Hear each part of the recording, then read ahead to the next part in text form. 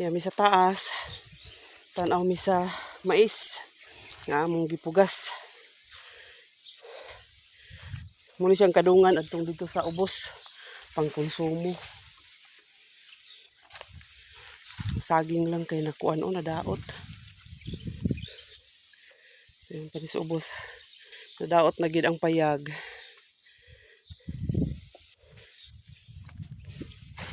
Muning payag nga akong gipuy-an ng miyaging mga adlaw. Kuha sabi kay kuha na ko ng mga kaya ano lang natin harvest ko kung diba matagpuan silang sarap magod makatungas din kay nakakuya naging tao ni aking body napugos lang ni karon wala ni gibuhat gibuhat.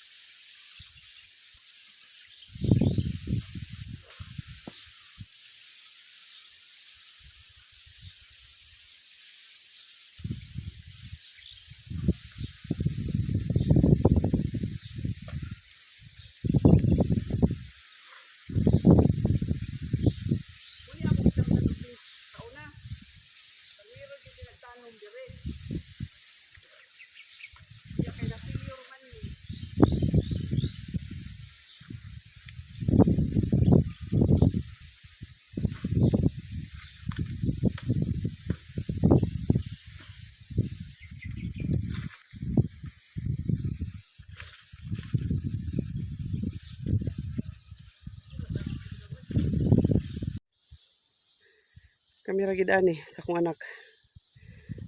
Uban-uban. Maning permiro na mo gipugas. Okay. Aya din ton dito sa ubos. Pero katong dito sa ubos ang ako ng anak ug akong apo ang nagtiwas. Kay nagsimba man ko atong time. Ni siya. Nandagko ra baya pod. Kaloy-an sa Ginoo.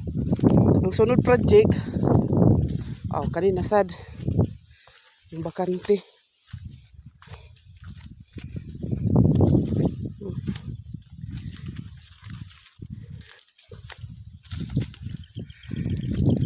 Muna siya nga mong gibins nga tam nagbins nga wala gyud mi na ani-ani.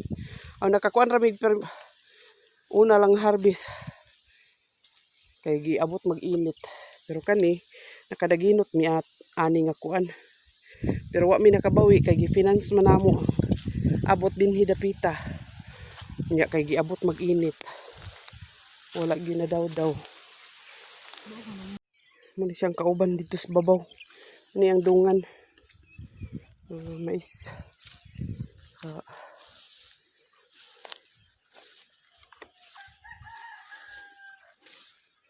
Libre na ani konsumo. So, sagul-sagulan na lang din kumay. Okay ra. Kapoy. Ini siya. Nandagko ra baya pod. Gipangaon lang ni siya og kanang sakit ning langgam ba. Kaning ila bitaw pagturok ila ding udloton. Busa nagkuan lihang-lihang pero okay ra gyapon og maglihang siya kay dili man pod financing. So wala tay problema. Kay pangkonsumo ra man.